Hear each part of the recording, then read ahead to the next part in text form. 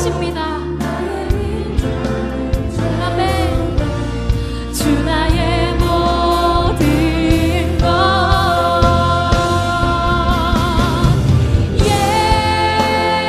예수 어린 양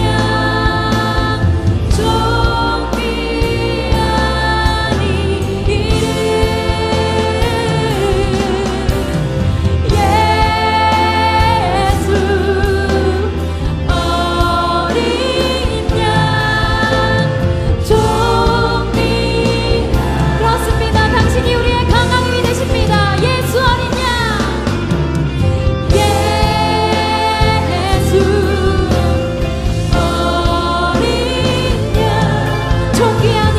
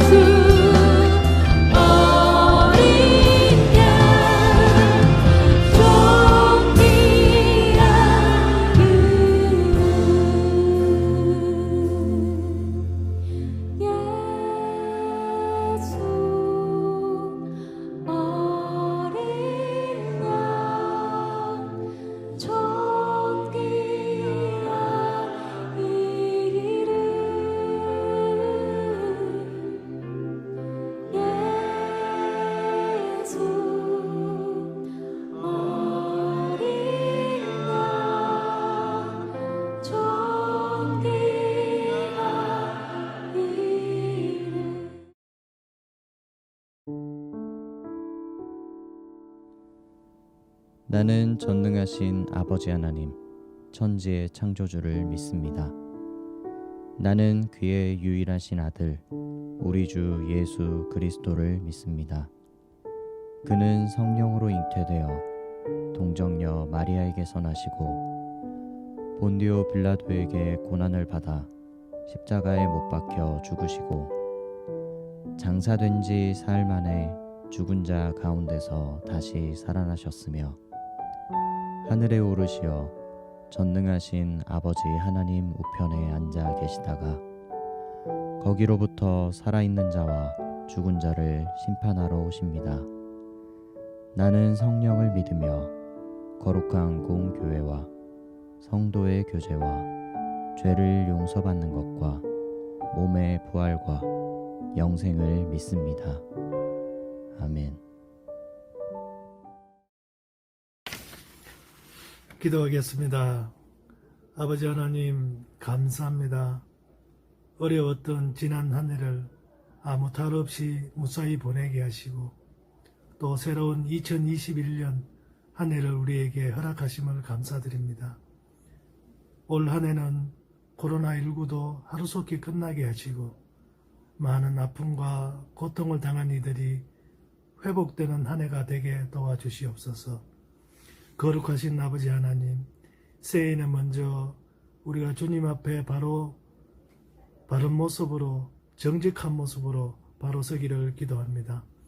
나의 잘못과 고집과 죄를 회개하고 성령님의 능력으로 새 사람으로 거듭나게 하시고 성숙한 믿음의 사람이 될 수 있기를 기도합니다. 우리를 붙잡아 주시고 바른 길로 인도하여 주시옵소서. 나의 아픔과 나의 어려움만 생각지 않게 하시고 이웃과 친구들의 아픔도 돌아볼 수 있는 저희들이 되게 도와주시옵소서. 우리가 필요로 하는 것과 우리가 원하는 것만 구하지 않게 하시고 아버지께서 원하시고 아버지께서 우리에게 바라시는 것을 구할 수 있는 저희 중고동부가 될 수 있게 도와주시옵소서. 연약한 저희들을 주의 강한 손으로 붙잡아 주시고 좌우를 분변치 못하는 어리석은 저희들을 주의 길로 인도하여 주시옵소서. 아버지 하나님, 올 한 해는 우리 중고동부가 한층 성장하는, 새롭게 성장하는 한 해가 되기를 기도합니다. 아버지의 말씀으로 우리 중고동부가 성장하고 믿음이 성장하고 함께 예배하는 예배자가 성장하고 또한 마음이 성장하고 지혜가 성장하는 우리 형제교회 중고동부가 되게 도와주시옵소서. 아무 일에든지 허영과 다툼으로 행하지 않게 하시고 피차 서로 사랑으로 서로를 섬기는 우리 중고동부가 되게 하여 주시옵소서. 우리를 사랑하사 저 높고 높은 곳에서 이 낮고 낮은 곳으로 오셔서 우리의 소망이 되시고 사망에서 우리를 구원하신 우리 주 예수 그리스도 이름으로 간절히 기도드립니다. 아멘. 오늘 우리에게 주시는 하나님의 말씀은 신약성경 고린도후서 12장 7절에서 10절까지의 말씀입니다.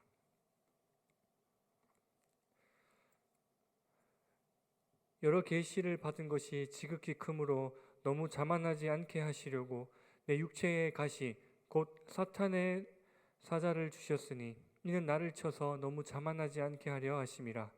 이것이 내게서 떠나가게 하기 위하여 내가 3번 주께 간구하였더니 나에게 이르시기를 내 은혜가 내게 족하도다. 이는 내 능력이 약한 데서 온전하여짐이라 하신지라. 그러므로 도리어 크게 기뻐함으로 나의 여러 약한 것들에 대하여 자랑하리니 이는 그리스도의 능력이 내게 머물게 하려 함이라. 그러므로 내가 그리스도를 위하여 약한 것들과 능력과 궁핍과 박해와 곤고를 기뻐하노니 이는 내가 약한 그때에 강함이라. 아멘.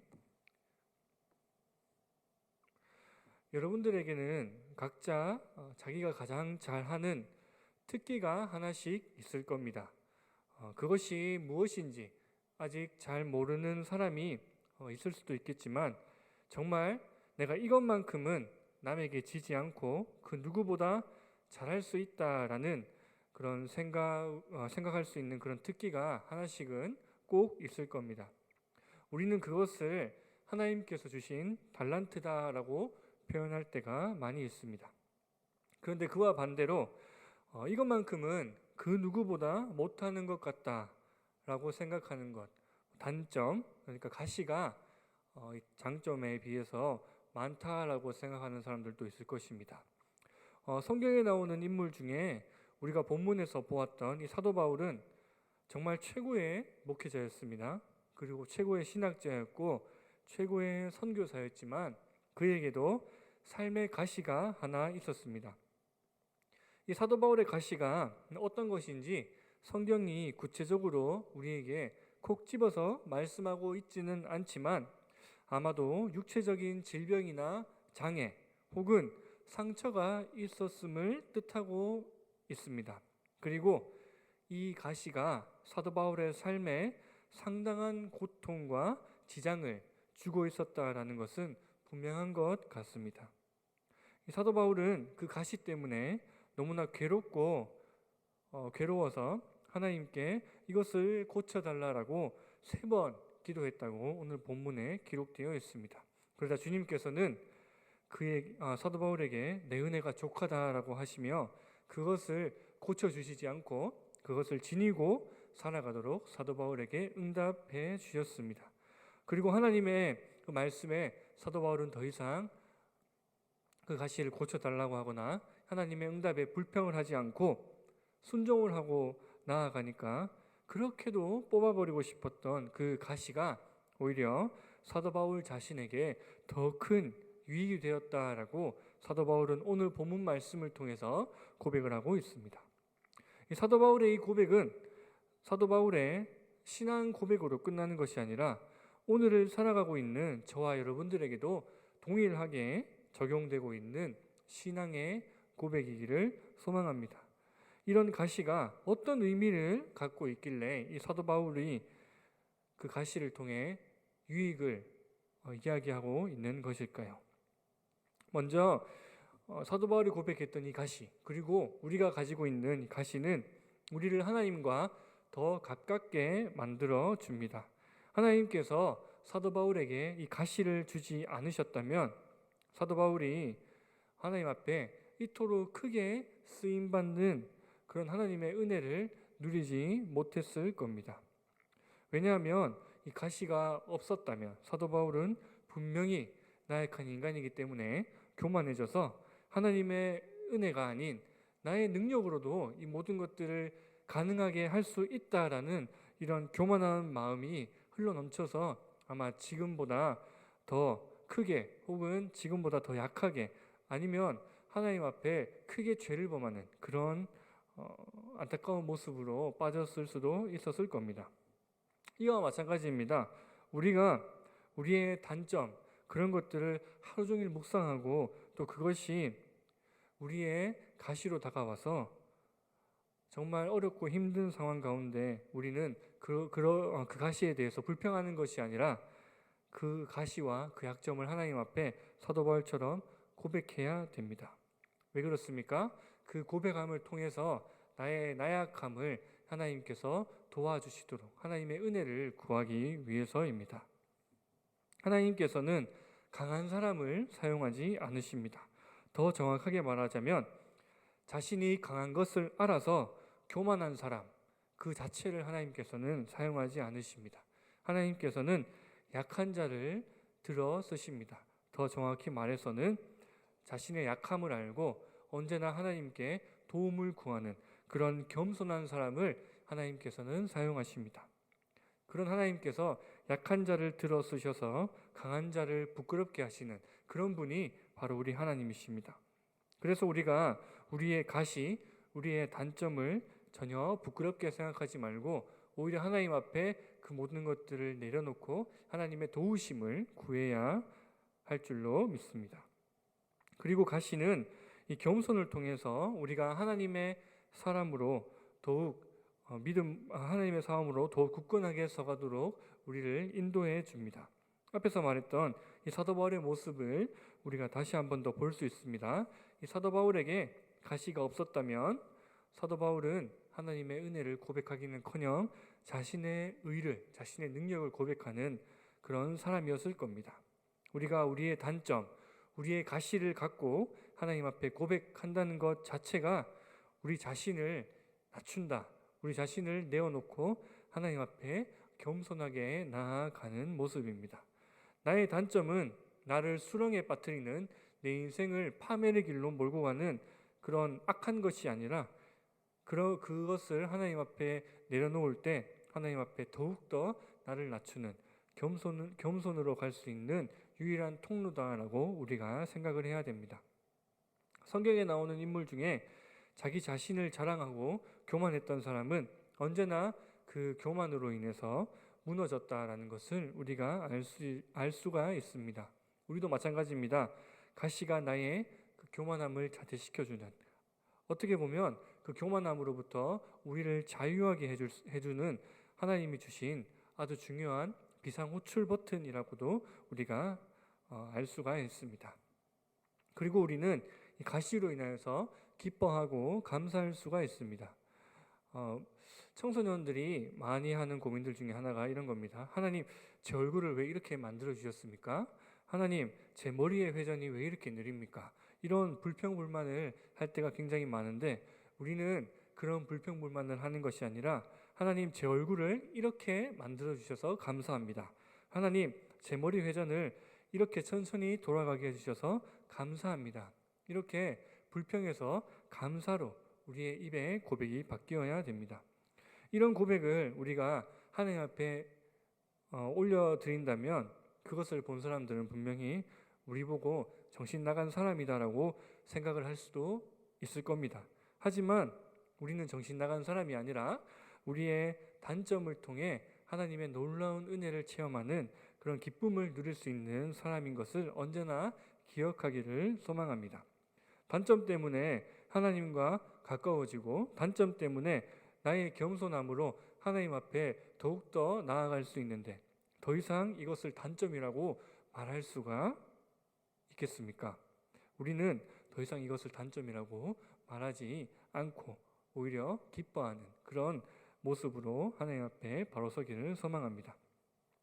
우리가 하고 있는 또 우리가 겪고 있는 이 모든 것은 다 하나님의 계획하심과 하나님의 은혜 가운데에 있습니다. 단점으로 불평, 불만하기 전에 우리 모두는 하나님의 걸작품, 하나님의 형상으로 지음받은 하나님의 사람이다라는 사실을 먼저 전제하고 우리가 하나님 앞에 겸손함으로 나아가야 됩니다. 난 왜 이것밖에 안 될까? 난 왜 이것만 하면 실패할까? 내 인생은 왜 이럴까?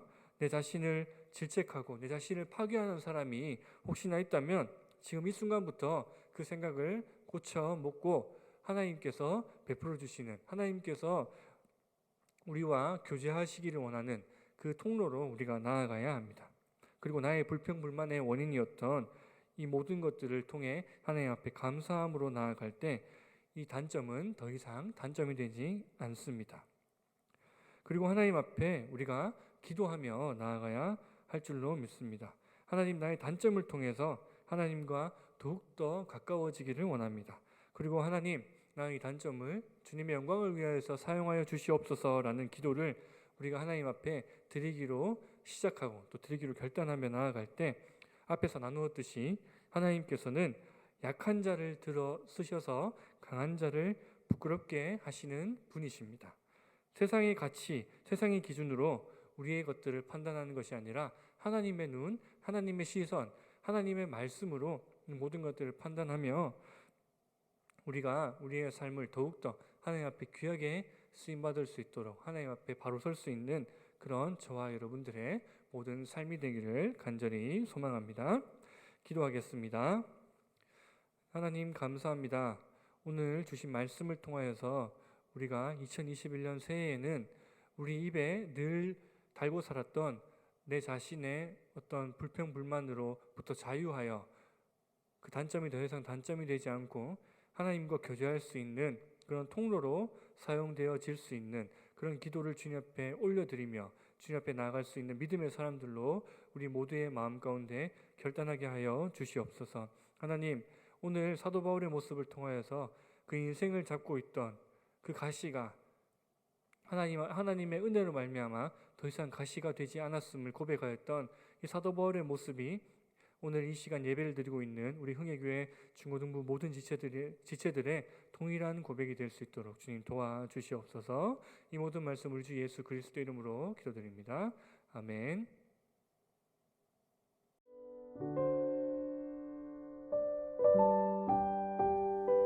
하늘에 계신 우리 아버지의 이름을 거룩하게 하시며 아버지의 나라가 오게 하시며 아버지의 뜻이 하늘에서와 같이 땅에서도 이루어지게 하소서.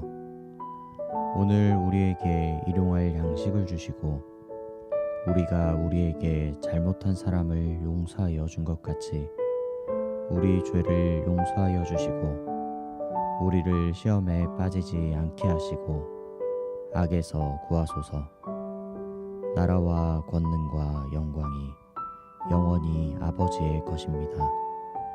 아멘.